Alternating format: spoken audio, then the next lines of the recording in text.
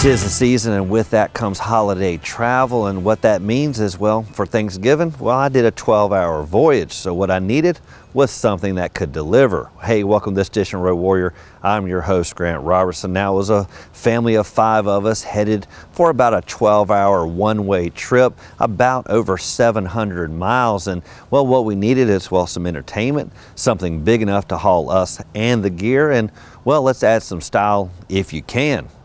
Well, you could say this is a special edition of Road Warrior, trading our normal sunny days for doing this under the stars, but that's just how it goes when, well, night comes a little bit sooner in the day, and, well, we've been on the road for quite a bit of time. Now, what we have here is, of course, the 2019 Infiniti QX80, this being the limited edition, and with that came some great roadworthiness. Now, first off, is the exterior. Now, I don't necessarily care for design when you're going 700 miles. Pretty much you want some stability right there behind the steering wheel. But, well, this also delivers some eye candy. Now, what I like is, well, the outside darkness really matches the exterior with its kind of smoky ambiance, really at the 4 corners with this nice darkened wheel accent, and couples nicely with kind of the darkened exterior. Now, this limited really delivered when it came to guerrilla warfare, the interior, well, entertainment, and, well, let's look at the size first, because that's what has to truly measure up when it comes to, well, 5 people getting in here plus all their gear.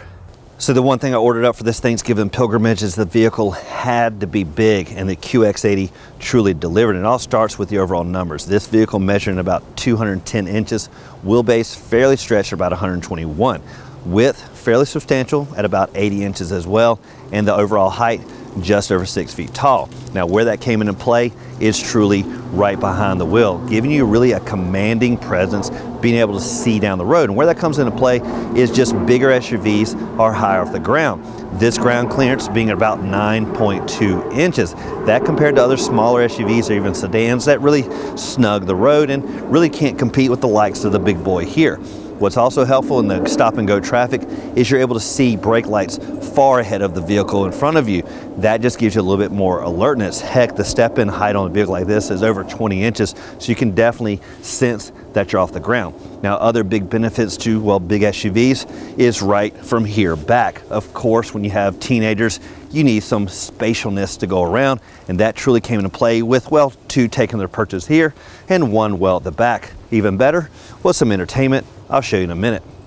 So when you say this vehicle had a presence on the road, it wasn't just only the size, but the design elements. When you look all the way around this vehicle, you can see all the accents that truly go together that makes it stand out. And first off was at the 4 corners, the 22-inch rims, but they were non-traditional, basically getting away from that old chrome and gray look. Really nice and dark and black. Now, they did have a little bit of polish, which made them spark just a little bit, really stand out. And you saw people just really marveling at this vehicle. Now, I love the Nissan Armada, but the difference between the two really is right up front. The front ends are just a little bit different. The Armada holding on to maybe more of a SUV, truckish look. This a little bit more refined with a little bit more curvaceousness. Now, again, as you sweep down, what I like is the tight body lines. A hint of curve here and there, sweeping up. No real chiseling, no real strong edges. Just the overall vehicle looks sleek and premium. Also like the fact we have a step rail. Again, plenty of height to get in this vehicle. Actually had one family member had a hurt foot, found it really easy to get inside. Basically, we get here, actually was able to grab the handlebars, slide in with ease, and that's one advantage also to an SUV like this with step rails and access points. Just makes it real easy. Now, sweep around to the back. This is one big feature with a big SUV is cargo space, and what you're going to find first is really design elements back here. Now, you're going to have tons of back glass, really a lot of rear view with ease, but interestingly, with our trip, we had that covered up, and there's actually a fix for that that a lot of vehicles can't do well. What this one did, because this could be a blind spot when everything's in the way. Not on this vehicle. Now, next diff is overall design. Nice bumper if you go tailgating, actually a place to sit down. And what I also like is the automation of this. Infiniti, what do you expect for this to rise to the occasion? Now, a simple button right here. It's also in the key fob, allows it to kind of get up out of the way. Plenty of fast, not really too slow or too fast, really goes up with ease. Now, once it's up out of the way, what you're going to see 3 rows of occupants, of course, and around about 16 cubic feet of space. Now, that's about the only comparison of a sedan to this vehicle, because that's going to be about average, a little bit on the high side for a sedan, but 16 is not bad. Now, when you have as many people as we had, well, it's just not going to hold gear enough for about a 4 or 5 day trip. So what you have to do is, of course, transform the cargo. And what I like is back here, it's not a traditional 50-50 split, really more of a 70-30, allowing you to kind of couple the seats with your cargo needs. So let's look a little bit deeper on how this works. Now, one thing I like about Infiniti is they really have nice interiors, good old expected leather, and really nice velvety kind of carpeted flooring. But what I truly liked is when they remember, well, this is still going to be used in kind of a rugged atmosphere. So pretty much, let's put some protection. This is the first time I've kind of seen one of these on Infinitis. Nice protection for the interior, even sweeps up here to the back of the seat back, so when you throw wet items, maybe in the snowy areas, this will all be protected. Now, what's even better, of course, is automation reaches here on the 3rd row in the form of these buttons over here on the side wall. Now, pretty much it's real easy to do. 2 buttons, they tumble the seat backs forward. Now, once you lay these flat, that's going to more than double the amount of space behind the 2nd row. Now, remember, we had 2 teenagers there in the 2nd row, and of course a 3rd occupant back here. Now, what we did initially is put maybe one of the older teenagers here, but we found it was a little bit more comfortable for a younger individual because they require a little bit less space. Now, what you see is pretty much how we transform the cargo. Left an occupant here, and this really was loaded to the max, all the way to the nooks and crannies, swept back here, and obviously filled this area, really giving us plenty of room to take stuff with us, and of course plenty of room to go shopping and bring things back. Now, there's not going to be a lot of complaints on this vehicle, but little kind of nitpicky things. And first off is really back here at the cargo area. Now, what you're going to see is this little traditional charging port with a good old traditional outlet. Now, one thing I think vehicles need to transform their thinking is, well, a lot of people are getting away from this. It just becomes an aggravation to keep up with that kind of connection. So what I prefer is actually start transforming this from a traditional connection like you see here to more of the new thinking USBs and even the USB-Cs. And those kind of connections should really be throughout the vehicle, even way here at the back, because definitely your 3rd row occupants are going to want to charge up and at least connect. Swinging around to the front, one thing I always talk about is grill warfare, but with the night falling like it has, I want to transition to a bigger topic, and that is headlight design, and well, how a lot of options out there are truly blinding every vehicle coming at them. Now, what we see here first on the QX80 is it's done right. Just a nice, modest offering, nice and sleek, not a lot of vertical light to it, and just illuminates just enough. Now, of course, it gives you plenty of throw going down the road, nice and dynamic, even has the auto headlight bright assembly, basically knowing when vehicles are coming at it, dims them. When the vehicle gets out of the way, goes back bright, and of course, nice fog lights down, tucked down low. That's compared to a lot of other vehicles I see on the road that have a lot of vertical element, basically a huge amount of headlight assembly that really throws out a lot of beam and is almost blinding. Now, I've also gotten into the trap of flashing my brights, trying to get them to dim it, just to find out that's actually the standard operating procedure. And that's something that's really taken me aback, is that we've gone away from just the headlights providing enough light to get us down the road to now becoming some type of, well, status symbol that says, well, this is a huge amount of light, and well, I don't care if I blind you. That versus what the QX80 delivers, which is a nice sleek design, plenty of throw, and well, takes a modest approach and doesn't blind everyone else on the road. So this vehicle has tons of safety features, with it being so big, and where it starts is, well, the surround view cameras. Now, there's cameras on the mirrors up front and at the back. It helps you dive into the tight spots, not to mention, of course, the parking sensors. Now, a vehicle this big is going to make some drivers a little bit squeamish behind the wheel, making them feel, well, they just can't get into a tight spot. But with all those elements in place, it really allows you to dive in with ease. Now, some other things it does well is, of course, back up awareness, where it knows if something's in the way. This vehicle actually sensed something it thought was there kind of slammed on brakes. Thankfully I was going real slow. It was just kind of a false alarm. Also has forward collision alert, which again, with the bird's eye view, you're going to help respond to that maybe long before it needs to alert you. Now, some other things to talk about is what takes this vehicle to get down the road, and specifically that is kind of an old school thinking with a full-size V8 delivering about 400 horses and 413 foot-pounds of torque. But what I love, it was a modest rumble from down under and really delivered when you hit on the gas, and something I expect on a vehicle this big. Now, one place everyone wants to end up is right here in the captain's chair, because it feels like you're, well, piloting a Boeing 747, both by the size and, well, all the various buttons that lies in front of you. Now, first off, let's talk about legroom, because one place that may not win out is actually in the front, with the second row coming in first. Now, what you're going to have is around about 39 inches of legroom, around about 41 in the back, and kind of a knee bleeding affair there at the very back at around about 28 inches. But one thing I love is actually sitting right here, so let's look a little bit closer of all the entertainment. Now, I mentioned this vehicle feels like a Boeing 747, and it's partially because of the size, but really when it comes to the overall buttons on this vehicle, and you'll see it right down the middle. Now, up top, it's going to be kind of this touchscreen system, traditional like we've seen in the past on this vehicle.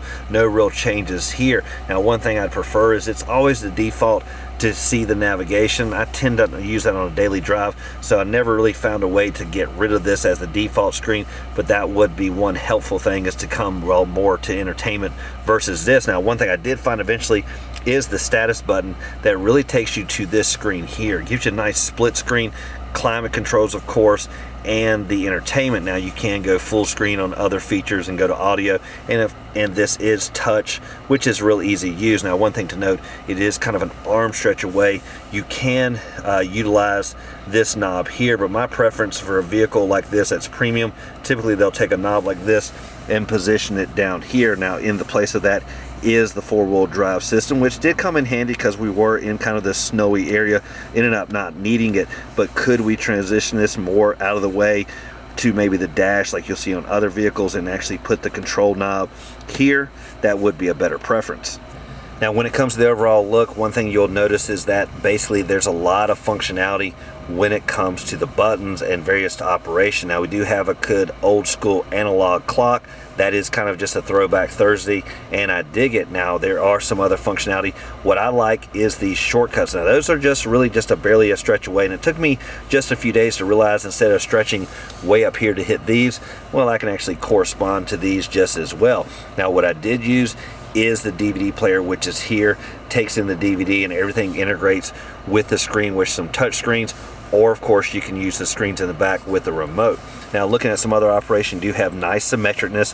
I dig how all of this is really laid out. Symmetric knobs, even right down to the climate controls, and of course the tune select, but everything nice and balanced. A lot of vehicles making these knobs different size makes it well, look somewhat awkward. Now, one thing I'm not a big fan of is the push button when it comes to the fan speed. This just makes kind of a little bit more difficult to see when you're going down the road. I'd prefer it to be more of a knob here in the middle, and you can actually take all this functionality of buttons and actually incorporate it into the big knob feature. So sweeping over from the center console to the gauge cluster, one little small complaint here is that we're still old school analog tach and speedometer versus a good old digital readout. And that's something a lot of premium vehicles are doing, is getting rid of kind of the analog look and going to more of a digital cluster.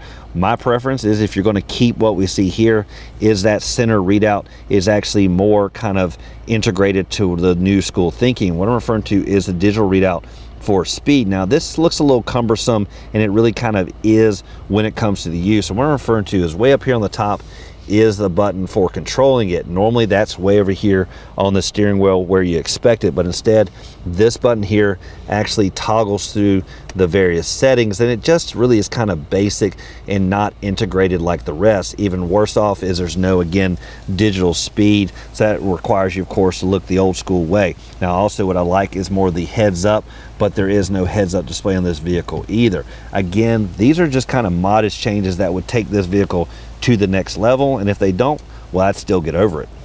Now, if you've ever been in a vehicle with heated and cooled seats, one thing you'll know is you always have to reset them each time you're in the vehicle, despite the weather rarely changing because of the season. So one thing I like here on the Infiniti is that these knobs always stays set. So as the cool temperatures come in, I can basically set this on my preferred temperature for heat, and it's always going to be there each time I get in the vehicle. Also, you have, of course, the automated tumbling seat buttons here, power supply, and you do have 2 USB jacks on the far right. Now, one preference is to make these more of the new USB-Cs, which is coming across the board on most vehicles, so that will definitely need to change as well times advance. Looking in the middle between the front occupants, again, this is going to be the 4-wheel drive mode. We got lucky and got out of Dodge up north before the storm came, so thankfully we kept this in auto. Never really had to put the 4-wheel drive into use, but I like the fact that that, of course, is an option should we need it. Now, to keep everything nice and sleek, I like that we keep the operation going on hidden when we don't need it. Now, what's great here, this is kind of a little compartment, really great for a driver on a long trip. Take all the items out of your pocket that you're going to need, put them here. It prevents you from digging around, but instead have a real nice quick access, even better for the toll roads up north. Put all your coins here, real easy grab. Now over here is going to be your dual cup holders and some other little storage, but it's nice and hidden under this huge covering. Now that springs up out of the way, going to leave an opening basically for 2 cup holders and again another niche. Now again, a little complaint here, so if you don't prefer it, is these cup holders have the kind of that non-grip area. That means basically when you put a drink in here that's too narrow, it slides back and forth, and we noted this on another Nissan and another vehicle that just don't have the spring loadedness. There needs to be some type of spongy material, some spring loaded, that's really going to grab the drink, hold it in place versus it slinging back and forth. Now, I mentioned that the captain's chair may be where people want to end up, but looking at the second row with all the entertainment and, well, attention to detail, this actually might be the first choice. And it first starts with the outer captain's chairs, really nice and enveloping, nice stitching, and of course that nice oversized center console for elbow support. But the other big feature is the entertainment system. This truly came into play, and well, we put business back into the DVD industry because, well, we bought several to keep the children entertained. Now, when it comes to operating the DVD system, it's fairly easy. What you have is a good old remote. You do have 2 headphones included. We did bring a plug-in type headphone, which would go into here if you needed a third, but of course you can buy optional headphones if you do need that much entertainment.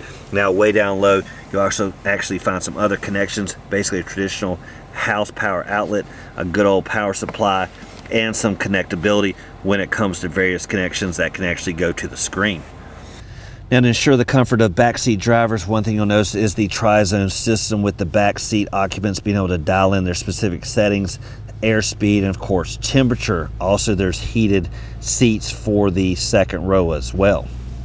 Now, one last feature to talk about really is the ingress to the third row, and Infiniti makes it fairly easy. First off, with basically a handle there on the shoulder of the seat back, simply pull that and the seat tumbles forward, making ingress so easy for occupants. Now, one thing to note, of course, if there's things on the floor that could stop the operation, they'll have to be moved. But once that is moved out of the way, what you're going to see is plenty of ingress to the third row, and that truly came in handy while we traveled back and forth.